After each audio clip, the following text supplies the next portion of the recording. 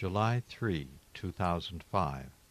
Keeping the command to love your enemies. Love your enemies. To some, this is the most difficult of Jesus' commands. To others, the easiest one to accept.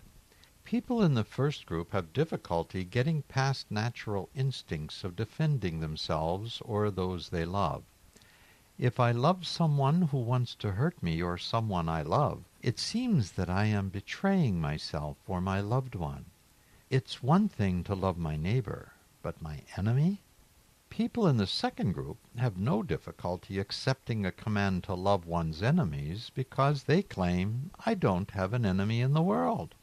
Jesus' plan for living is that all of us are to love our enemies, and all of us have enemies. Sooner or later we realize that if we align ourselves with God, God's enemy, Satan, evil, becomes our enemy. Those who join ranks with Satan become our enemies. The enemy's victory is in stealing us away from God, who is love. Remember the Bible story of Job, whom the devil tried to woo away from God by taking away the blessings of God. Wealth, family, health, etc. And the time in the desert when Jesus was tempted with satisfying food, possessions, and power. What does it mean to love one's enemies? It certainly does not imply we love what they do.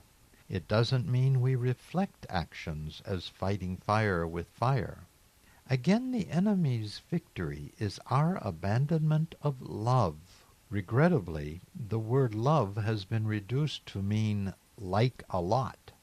Love is not a feeling or attraction, though it is supported in many cases by natural God-given feelings. Love is a commitment whose intensity is dependent on the relationship. Love is powerful and requires nourishment to be sustained.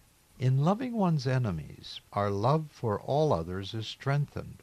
Our love for God is strengthened. In loving one's enemies, we make ourselves vulnerable, but also open to receive love. If we love our enemies, we may find they are not really our enemy. Even if they are our enemy, with our love, they may realize how God loves them and align themselves on His side. And even if they remain at odds with God, those others who depend on our love will benefit.